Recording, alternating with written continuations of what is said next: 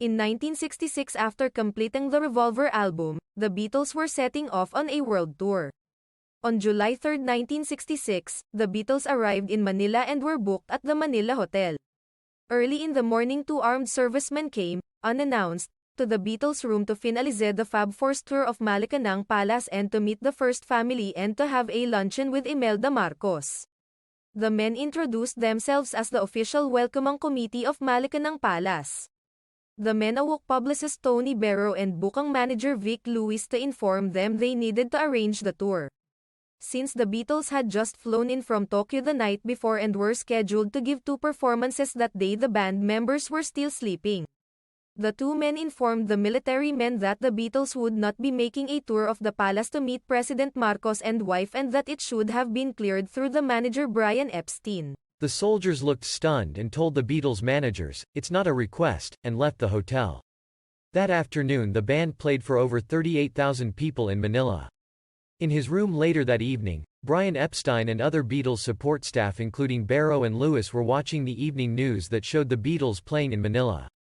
As they surfed channels, Channel 5 showed a report of Malacanang Palace with Imelda, who hosted a luncheon with 200 children that were expecting to meet the Beatles, and they waited for more than 4 hours to do so. Imelda was livid to being stood up by the Beatles. Channel 5 had reported that the Beatles, on purpose, refused to meet with the first family.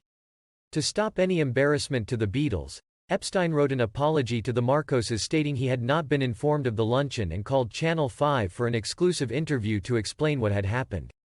However, when the story aired a few hours later, his face was blacked out. He began to get nervous. When the Beatles went to the arena to do their nightly performance, the entire security of police had disappeared and the gates to the hotel were locked when they returned.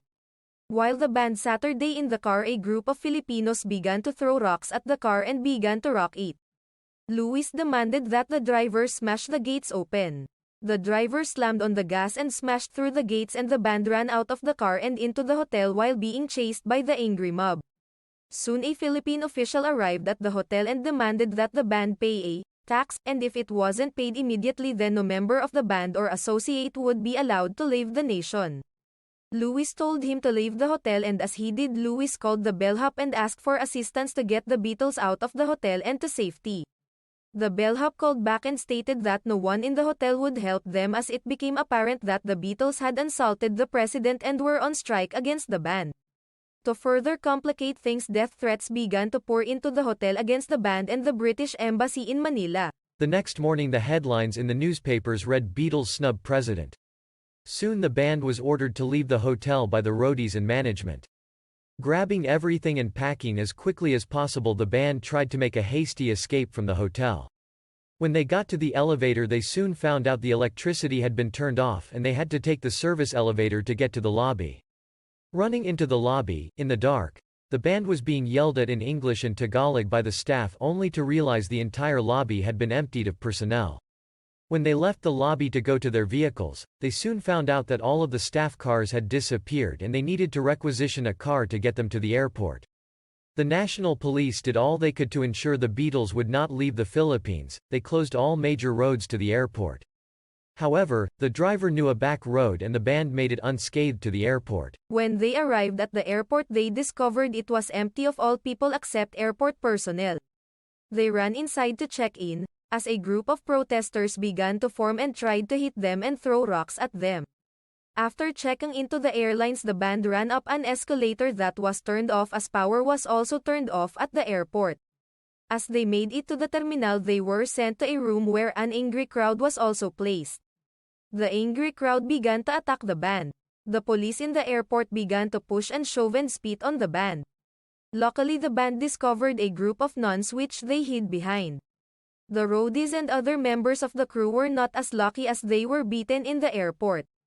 Eventually, the band and roadies made it out of the airport and had to run across the tarmac in order to board the plane, and soon the band was in the air in safety.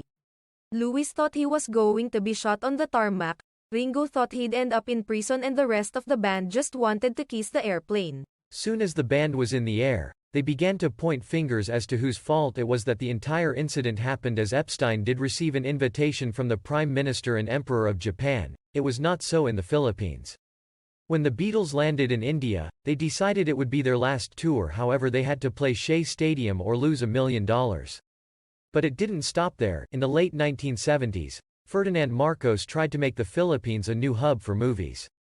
During the time period between 1979 to 1982, several Vietnam War-era films were shot there, most notably Apocalypse Now, Hamburger Hill, Boys from Company C, The Year of Living Dangerously, Born of the 4th of July and Blockbuster Officer and a Gentleman. Marcos had wanted to make a new Hollywood in Manila and began inviting the Hollywood elites to Manila to create the Manila Film Festival in order to promote the Philippines as an elite industry. In 1982, Imelda met George Hamilton and the two hit it off and were seen dancing in Manila and shopping around the world. Through the gossip mills, Imelda and Hamilton were linked romantically as Imelda used to visit his Beverly Hills home frequently. I'm Gretchen Barreto. Thank you for watching and please like and share this video and most importantly, please subscribe. Mahal kita and God bless. Thank you Keith for letting me speak in this video or you would only get 4 children. I'm Keith Brooks and thank you for watching. Love you all and peace out.